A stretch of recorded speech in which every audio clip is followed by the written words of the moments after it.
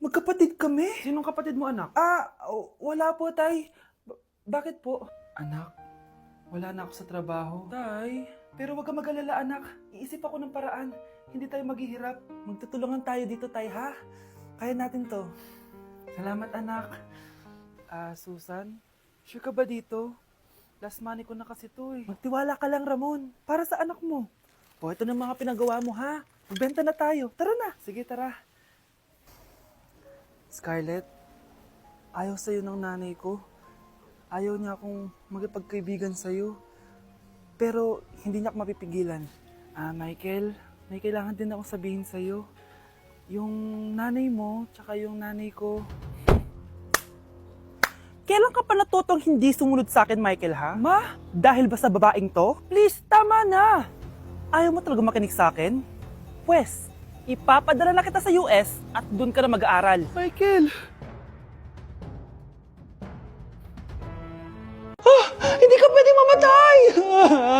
Pre, may kalaban sa mido. Habulin nyo. Defend nyo na yan. Bilis. Matatalo tayo niyan eh. Nasagasaan daw ng langgam? May ganun ba? Excited na ako kumain! Hala, magkikis na sila!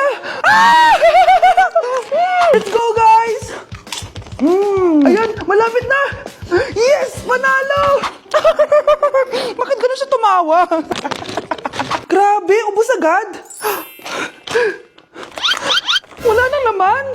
Grabe kayo. Ako bumili tapos kayo kumain. Next time kasi, Nay, bilhin mo na lahat ng crispy patata sa supermarket. Sige po, madam. Ikinalulungkot ko pero hindi na siya makakita. Masyado nang malala ang damage sa mata niya. Mahal, hindi tayo susuko ha? Gagaling ka. Mahal, huwag ka na magpa-stress. Ginawa naman natin lahat, diba? Mahal, magpahinga ka muna dito ha? Maluto lang ako ng pagkain. Hi, Ramon. Rosa, bakit nandito ka? Balita ko, wala nang pag-asang makakita yung asawa mo. Ibig sabihin, magagawa na natin lahat ng gusto natin. Shh! Huwag kang maingay. Masisira plano natin. Sinasabi ko na nga ba, may pinaplano kay ni Rosa. Mahal, kain ka na nito paborito mo. At talagang hinahayaan mo lang dito si Rosa, ha? Ano ba?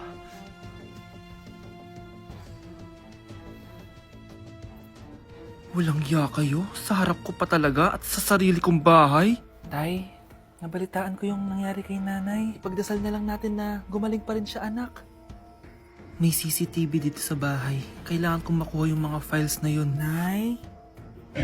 Nay? Nakakakita ka? Anak, please. Huwag mo muna sasabihin kahit kanino na nakakakita na ako. Nay, akala ko ba bulag ka na? Matagal na akong gumaling, anak. Hindi ko lang masabi kasi may masamang kutubo ko dyan sa tatay mo. Sir, good news! Base sa recent lab test ng asawa niyo, nagre-recover yung mata niya. Ano? Ba't parang hindi kayo masaya, sir? Uy, Mare, may field trip kasi yung anak mo. Kailangan ng pirma ng parents. Rosa, sumagot ka. Kapag pinirmahan mo to, akin na lahat ng mga kayamanan mo. Oh, pirmahan mo na. Tita, wala naman ako field trip ah.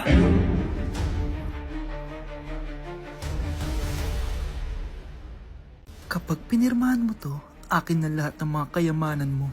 Oh, pirmahan mo na. Tita, wala naman ako field trip ah. Hindi pa ba sinasabi ng teacher niyo na may field trip kayo? Anak, okay lang. Pipirmahan ko na to para makasali ka sa field trip niyo.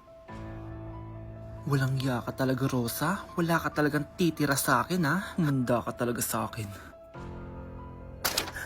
Mabilis ka talagang utuin, Susan. Salamat, Mare. Ramon, napapirma ko na siya. Atin na ang bahay, pera at mga ari-arian niya. Magaling ka talaga, Rosa. Kaso kailangan na natin kumilos na mabilis. Kasi sabi ng doktor, nagre-recover na yung mata niya. Ano? Kaya bukas na bukas din, papalayasin na natin sila. Total, nakuha na natin ang gusto natin. Nay, bakit mo pinirmahan yun, ha? Maliban natin kung ano nilalaman ng papel na yun. Huwag kang mag-alala, anak. Malapit nang matapos ang maliligayang araw ng tatay mo at ng kabit niya.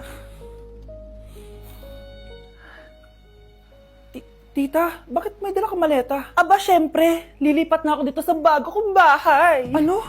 Tay, ano ibig sabihin nito ha? Nakalagay dito sa papel na pinirmahan ng nanay mo na amin na tong bahay, mga sasakyan niya at ang mga pera niya. Napakahayop nyo! Bakit ang ingay? Ano nangyayari? Nay, kinuha na nila lahat sa atin! Ayan, magsama kayo mag-ina. Ngayong nasa amin na ang lahat, pwede na kayong lumayas. Ramon, magse-celebrate tayo ha! Ang galing nyo din, no? Ha? Nakakakita ka? Bago kayo mag-celebrate, i-check nyo muna kung pirma ko ba talaga yung nakalagay dyan. Hindi pwede to! Tay! Attorney! Kita mo naman kung ano ginawa na tong dalawang to, di ba?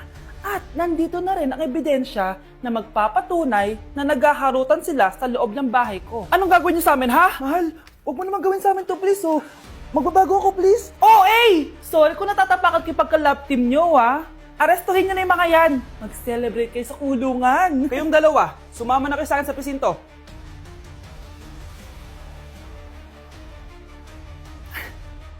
Kyle, anak, uuwi yung mga kapatid mo. Talaga, Nay? Tagal kong hinintay ito. Grabe, akala ko nakalimutan na nila tayo kasi successful na sila eh. Miss ko na sila. Tagal na din nung last na pumunta sila dito. O sige na anak, hintayin mo sila sa labas ha. Maghahanda lang ako ng kakainin natin mamaya. Uy, Kyle, balita ko, uuwi yung mga kapatid mo ah. Opo tita. Paano niyo po nalaman? Basta! Siguro proud yung nanay mo kasi successful yung mga anak niya, no? Oo naman, tita. Nagbunga lahat ng paghihirap ni nanay sa kanila. Deserve nyo yan. Malapit nyo nang malaman ng totoo. Walang sikretong hindi nabubunyag. Pasok na po ako, tita. Sige. Hello, Nay! Nandito na yung anak mong doktor all the way from New York! Hi, Nay! Nandito na yung anak mong teacher all the way from Central Elementary School! Hello, Nay! Nandito na yung anak mong engineer! Naiyak naman ako. Nakumpleto din kayo magkakapatid. Sana nakikita to ng tatay niyo. Masaya ako na nandito kayo, ate, kuya. Sana maging successful din ako na kagaya niyo. O siya na, kumain na kayo ha. Galing pa kayo sa malalayo eh. Wow naman, Mare. Bigatin na yung mga anak mo. Saya-saya. Oo naman, Mare. Ilang taon din akong kumayod para mapagtapos lang sila. Pero worth it naman, di ba? Teka, Mare, para mas masaya, may kailangan kang malaman. Oh, eto. Ha? Ano to, Mare?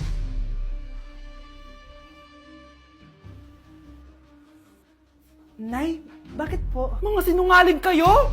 Paano niyo nagawa sa akin to, ha?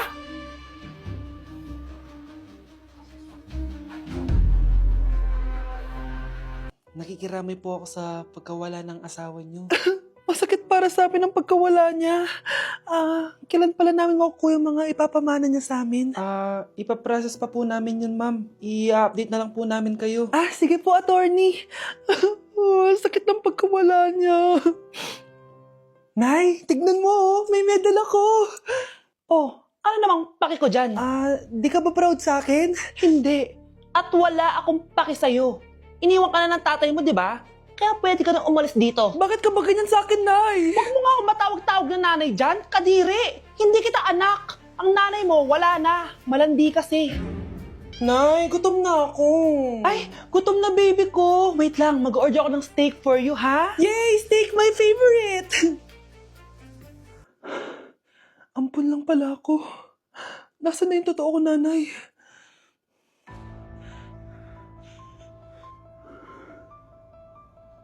Tulog sila.